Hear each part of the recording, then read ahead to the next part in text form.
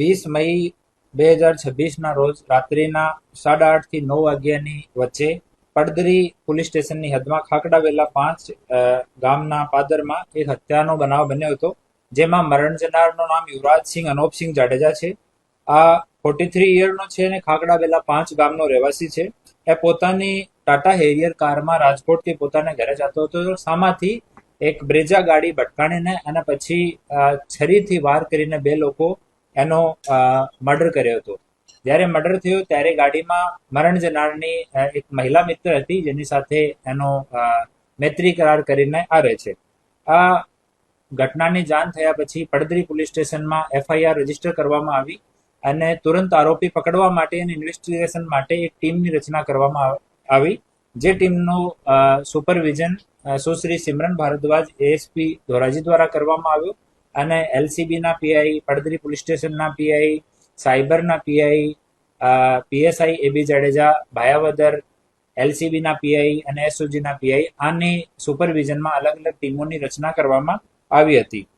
આમાં રાજકોટ રેન્જના વડા શ્રી નિલીપ સાહેબનો સતત માર્ગદર્શન તમામ ટીમોને હતો. આ ટીમો એક ટીમ અમે CCTV સર્વેલન્સ માટે લગાડી.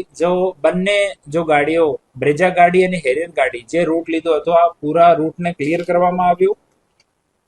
બીજી ટીમે મોબાઈલ અને ટેકનિકલ સર્વેલન્સ માટે જેટલા પણ આ ખાખરાબેલા ગામના પરિવારના મિત્રો જેટલા પણ સંપર્કમાં છે, તમામ લોકોનો કન્ટિન્યુ મોબાઈલ ઓર ટેલિકોમનો સર્વેલન્સ કન્ટિન્યુ કરવામાં આવ્યું.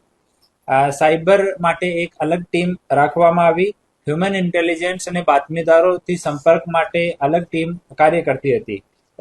અને ANPR માટે અમારી નેત્રમની ટીમ કન્ટિન્યુ કામ કરતી હતી. આ જ્યારે આમાં અલગ અલગ ટીમો કામ કરતી હતી ત્યારે અમારી એક ટીમ જેનો સુપરવિઝન AB જાડેજા PSI કરતા હતા, આ ટીમને સૂચના મળી કે આરોપીઓ જે છે એ રાજસ્થાન અને ગુજરાતના બોર્ડર ઉપર બનાસકાંઠા જિલ્લામાં છે અને ત્યાંથી આજે રાત્રિમાં સવારે 3 વાગ્યાની આજુબાજુમાં આ બંને આરોપીઓને ઝડપી પાડવામાં આવ્યા છે અને હાલ આરોપીઓ ને હસ્તગત કરવાની, અરેસ્ટ કરવાની કાર્યવાહી ચાલુ છે. આ આરોપી ઉપર 2024માં પોક્સોનો ગુનો દાખલ થયેલો હતો પડદરી પોલીસ સ્ટેશનમાં, જેમાં એ લોકો વોન્ટેડ હતા. આ કેસમાં પણ એની અટક કરવામાં આવશે. આ ઘટનામાં જો બ્રેજા ગાડી એ લોકો યુઝ કરી છે, આ ગાડી કચ્છમાંથી કાના હીરના નામ પર છે. એક મિત્રના થ્રુ એનાથી ગાડી કોઈ કામ જવા માટે એ લોકો લીધી અને પછી એના નંબર પ્લેટ પણ ચેન્જ કરી નાખી. તો નંબર પ્લેટ ચેન્જ કરવા માટે જો ફોર્જરીની એપ્લિકેબલ કલમો છે એ લગાવવામાં આવશે. આમાં 3 છરીઓ ઘટના સ્થળથી બરામદ કરવામાં આવી છે અને બંને ગાડીઓ ત્યાં જો સ્ક્રેચ માર્ક્સ છે, એ છરી, એ તમામ વસ્તુ FSLમાં મોકલવામાં આવી છે. હાલ આરોપીઓના ફોન પણ રિકવર કરવામાં આવ્યા છે અને અમુક જો સંદિગ્ધ લોકો છે એના પણ ફોન રિકવર કરવામાં FSLમાં મોકલવાની કાર્યવાહી હાલ ચાલુ છે.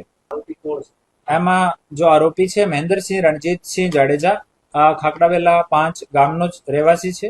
એના ઉપર 2 ગુના દર્જ છે. એક ગુના ખનીજ ચોરીનો છે અને બીજો ગુના પોક્સો અને રેપનો છે.